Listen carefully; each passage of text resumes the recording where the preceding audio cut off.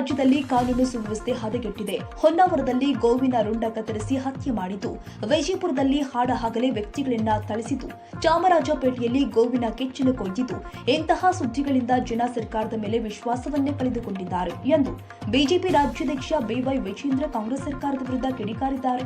BJP ಕಚೇರಿಯಲ್ಲಿ ನಡೆದ ಸುದ್ದಿಗೋಷ್ಠಿಯಲ್ಲಿ ಮಾತನಾಡಿ, ಮತ್ತೊಂದು ಕಡೆಯಲ್ಲಿ ರಾಜ್ಯದಲ್ಲಿ ಕೋಮು ಶಕ್ತಿಗಳು ಹೆಚ್ಚಾಗಿದೆ. ಹಿಂದೂ ವಿರೋಧಿ ಶಕ್ತಿ ತಾಂಡವವಾಡ್ತಾ ಇದೆ.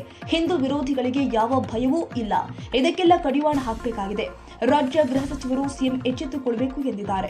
ಇದೇ ವೇಳೆ ಯತ್ನಾಳ್ ವಾಗ್ದಾಳಿ ಬಗ್ಗೆ ಪ್ರಶ್ನೆ ಎದುರಾದಾಗ, ಟಾರ್ಗೆಟ್ ಮಾಡುವವರ ಬಗ್ಗೆ ನಾನು ತಲೆಕೆಡಿಸಿಕೊಳ್ಳಲ್ಲ. ಯತ್ನಾಳ್ ಆಗಲಿ ಅಥವಾ ಬೇರೆ ಯಾರೇ ಆಗಿರಬಹುದು. ರಾಜ್ಯಾಧ್ಯಕ್ಷನಾಗಿ ನನಗೆ 1000 ಕೆಲಸಗಳಿದೆ, ಅದನ್ನ ಮಾಡ್ತೀನಿ. ಕೆಲಸ ಇಲ್ಲದೆ ಸುಮ್ಮನೆ ಮಾತನಾಡುವವರ ಬಗ್ಗೆ ನಾನು ಹೇಳಿಕೆ ಕೊಡಲು ಹೋಗುವುದಿಲ್ಲ. ಅವರಿಗೆ ದೇವರು ಒಳ್ಳೆಯದು ಮಾಡಲಿ ಎಂದಿದ್ದಾರೆ.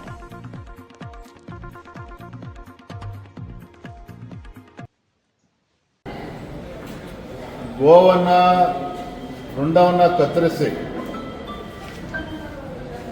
ಅಮಾನವೀಯವಾಗಿ ನಡ್ಕೊಂಡಿದ್ದಾರೆ. ಅದರ ಜೊತೆಗೆ ಇವತ್ತು ಬಿಜಾಪುರದಲ್ಲಿ ನಡೆದಿರ್ತಕ್ಕಂಥ ಘಟನೆ, ಹಾಡಹಗಲಲ್ಲೇ ವ್ಯಕ್ತಿಯನ್ನ ಥಳಿಸಿರ್ತಕ್ಕಂಥದ್ದು, ಅಂದ್ರೆ ಈ ರಾಜ್ಯದಲ್ಲಿ ಒಂದು ಪೊಲೀಸ್ ವ್ಯವಸ್ಥೆ ಬಗ್ಗೆ ಇವತ್ತು ಜನ ವಿಶ್ವಾಸ ಕಳ್ಕೊಳ್ತಾ ಇದ್ದಾರೆ ಈ ಘಟನೆಗಳಿಂದ.